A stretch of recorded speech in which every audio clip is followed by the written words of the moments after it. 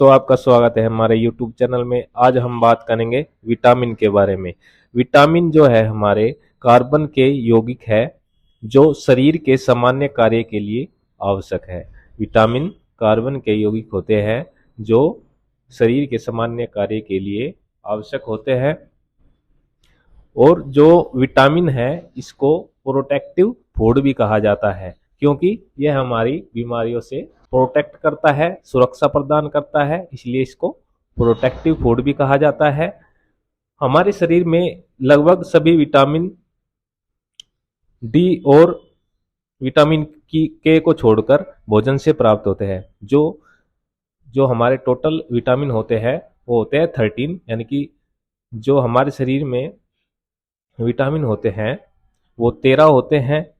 और जो डी और के है उसको छोड़कर बाकी सभी भोजन से प्राप्त होते हैं, यानी कि डी और के ये हमें भोजन से प्राप्त नहीं होते और बाकी सभी हमें भोजन से प्राप्त होते हैं। तो हमारे शरीर में 13 यानी कि हिंदी में कहेंगे 13 विटामिन की आवश्यकता होती है। और विटामिन जो है दो प्रकार से के होते हैं, यानी कि विटामिन के 2 टाइप्स हैं।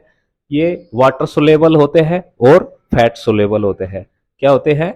पानी में घुलनशील होते हैं और वसा में घुलनशील होते हैं। जो वाटर सोलेबल है वो होते हैं बी और सी। कौन से होते हैं? वाटर सोलेबल बी और सी। और फैट सोलेबल होते हैं ए डी ई के। क्या होते हैं fat soluble? A D E और के।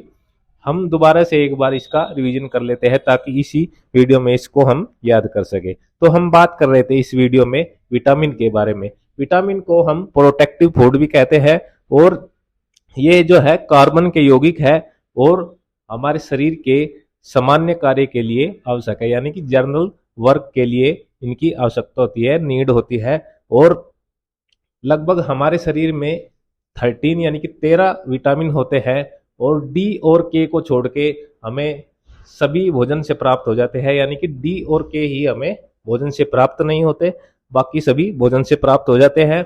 और ये दो प्रकार के हैं, यानी कि इनके 2 टाइप्स है, वाटर सोलेबल और फैट सोलेबल। वाटर सोलेबल है बी और सी और फैट सोलेबल है ए डी ई और के।